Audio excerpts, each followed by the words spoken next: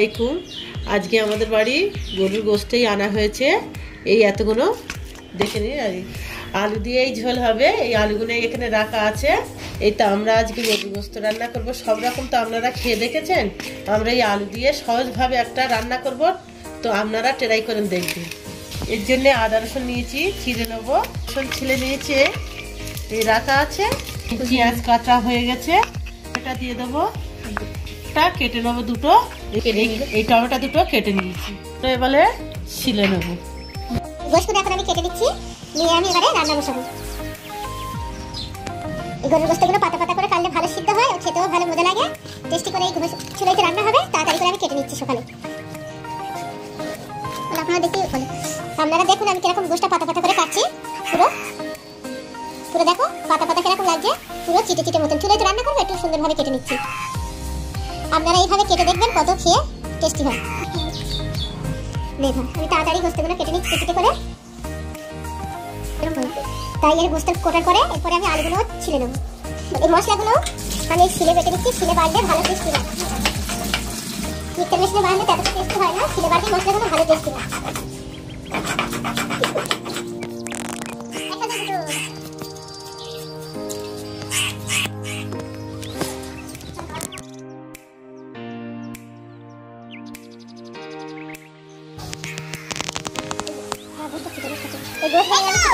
গোশগুলো ছোট ছোট করে কেটে নিয়েছি। আমাদের বড় সংসার, অনেকটা গোশ লাগে। এই আলুগুলো আমি কেটে নিয়েছি গোটা গোটা করে, ছোট আলুগুলো।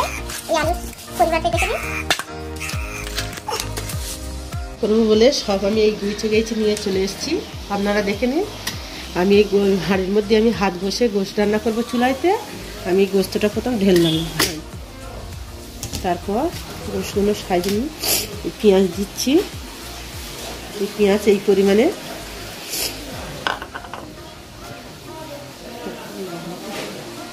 নুন স্বাদ মতন নুন দিয়ে দিচ্ছি, পরিমাণ মতন এই আদা রসুন আমি দিয়ে দিচ্ছি।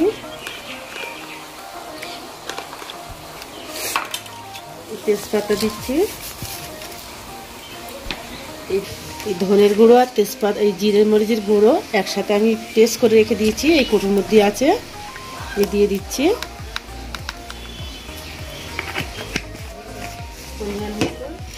আমি হলুদ দিয়ে দিচ্ছি,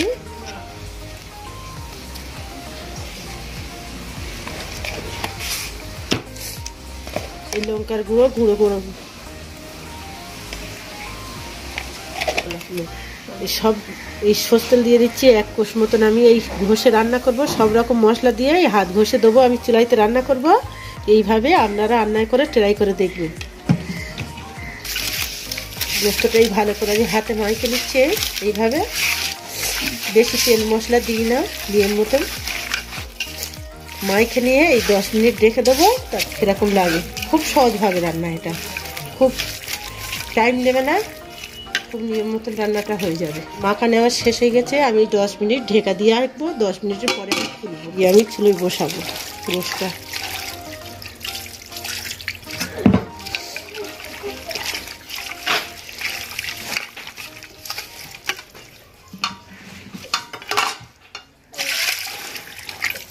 চুলোয় তো রান্না করবো, একটু বেশি পানি লাগে, তাই আমি সেই পরিমাণ মতন এই পানিটা দিয়ে দিচ্ছি। ঢেকা দিচ্ছি, চুলোইতে বসাবো।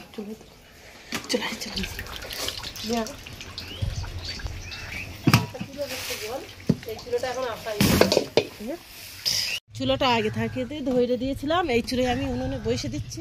এবারে গোশতটি কষাবো। এই ঠান্ডার সময় পিঠে হাঁসের গোশ করার জন্য জামাই মেয়ে তো আসবে, তাই এই চুলোটা এই বানানো হয়েছে। একটা চুলোয় হবে না বলে এই জোড়া চুলো হয়েছে, নতুন চুলো। আমি এই চুলায় বসে দিয়েছিলাম, আপনারা দেখতে পাচ্ছেন। আমি এবারে এর মধ্যে আলু দিয়ে দেবো, দিয়ে নেড়ে ছেড়ে তারপরে ঝোল দিয়ে দেবো, আলু আর গোশত।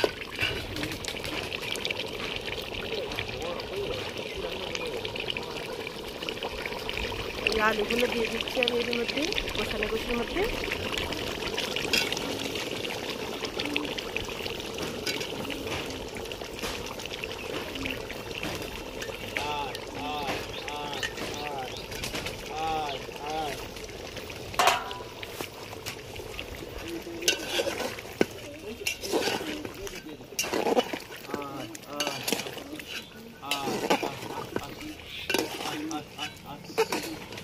10 মিনিট একটু চাপা দিয়ে রেখে দেবো। হ্যাঁ, এবারে আমি ঝোলগুলো দিয়ে দেবো, পরিমাণ মতন আমি পানি দিয়ে দিই।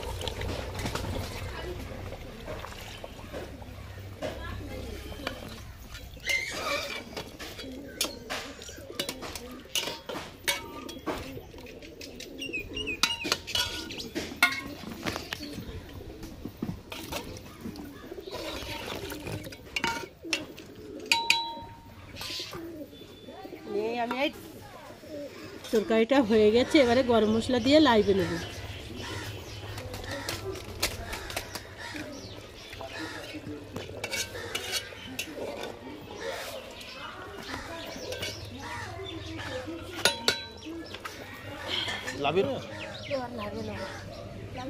লাগানোর পরে তরকারির কালারটা দেখো কেমন সুন্দর হয়েছে, কালারটা দেখে নিন। চুলো রান্না আপনারা এইভাবে খেয়ে দেখবেন। আমি খুব মশলাপাতি কম দিয়েছি, তেলও কম দিয়েছি, হাত ঘষে রান্না করেছি, তাও চুলাইতে খুব তেল পরিমাণ কম দিয়েছি। আপনারা ট্রাই করে দেখবেন।